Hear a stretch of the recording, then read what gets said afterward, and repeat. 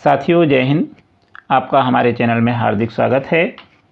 चुनाव के अंतर्गत हम विभिन्न प्रारूप अर्थात प्रपत्र भरे भराए देख रहे हैं।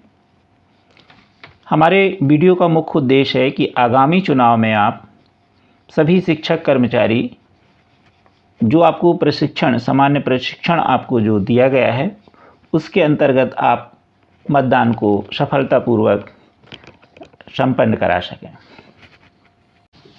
आज के इस वीडियो में हम विधानसभा निर्वाचन 2023 में जिस तरह आपने समीक्षा हेतु मतदान केंद्रों की चिन्हित करना, सतर्कता और अन्य दस्तावेजों की समीक्षा वाला एक प्रपत्र भरा था, जिसमें 22 बिंदु थे, ये देखेंगे।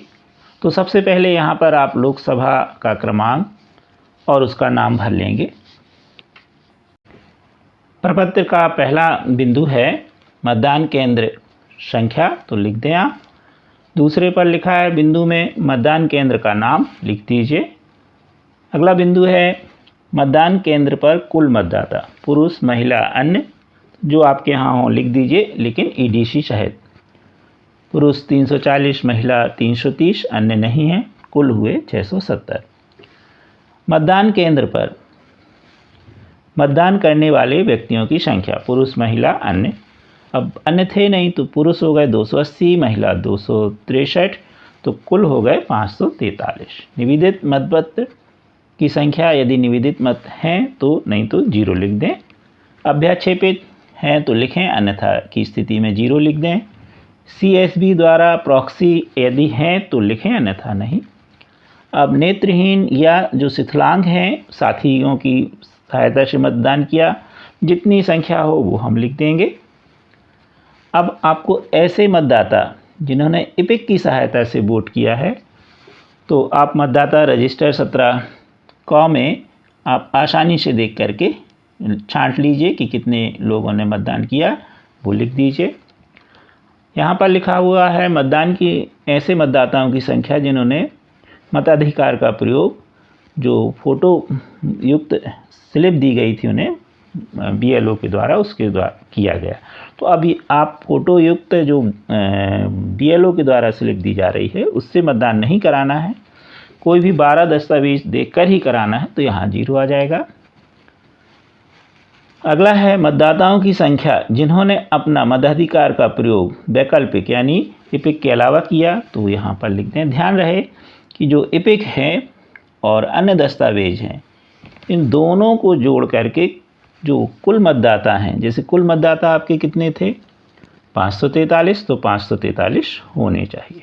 तो 504 39 जोड़ दीजिए तो 543 हो गया। 12वां बिंदु है मतदाताओं की संख्या जिन्होंने अपने मताधिकार का प्रयोग 49O के अधीन किया, तो ऐसे मतदाता हैं तो लिखें, अन्यथा ना लिखें, 0 लिख दें।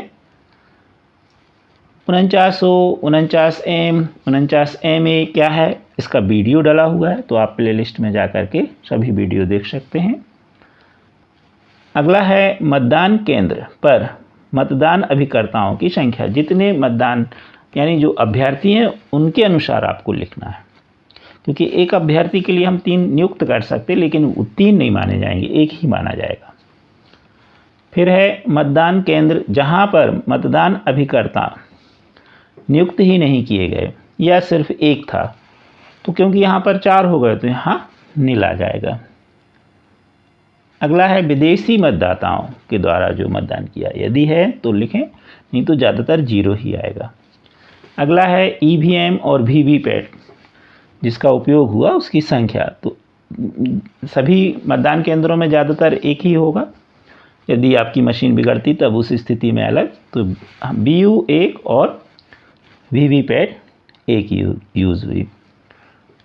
अगला है क्या EVM द्वारा VVPAT परिवर्तित की गई, यदि की गई तो लिखें, नहीं तो नहीं, कारण लिख दें। यदि हुई, किस समय हुई परिवर्तित, तो ये तो इन दोनों में नहीं आ जाएगा। अगला है ASD में जो मतदाता हैं वो कितने हैं, उनकी संख्या, तो यहाँ पर हमने 8 लिख दी। अब ASD मतदाता सूची से कितने मतदाताओं ने मतदान किया, उनकी संख्या। यदि है तो लिखें, नहीं है तो 0 लिख दें। मान लीजिए हमने यहाँ 2 लिख दी, तो जितनी हो उतनी लिख दीजिए। अगला बिंदु जो 21 नंबर पर है, उसमें लिखा है कि किसी भी कारणवश यदि मान लीजिए दंगे की स्थिति या ऐसी कोई घटना हुई तो उसका आपको लिखना है कि यानी रिमार्क के रूप में, लेकिन नहीं हुई तो नील कर दीजिए। फिर लिखा है कि मतदान केंद्र के संदर्भ में शिकायत यदि हुई तो लिखें, अन्यथा नहीं लिखें। तो इस तरह से बड़े आसानी से आप ये 22 नंबर वाला जो बिंदु वाला प्रपत्र है, संविदा हेतु मतदान केंद्रों की चिन्हित करना 17 क और अन्य दस्तावेजों की समीक्षा, तो वो आप भर सकते हैं। यहाँ पर आप पीठासीन हस्ताक्षर कर लेंगे और शुभभिन्नक सील भी लगा देंगे। इस तरह के सभी वीडियो प्रपत्र भरे भराए देखने के लिए आप हमारे चैनल की प्लेलिस्ट में जाकर के देख सकते हैं। अभी तक आपने हमारे चैनल को सब्सक्राइब नहीं किया तो कर लीजिए।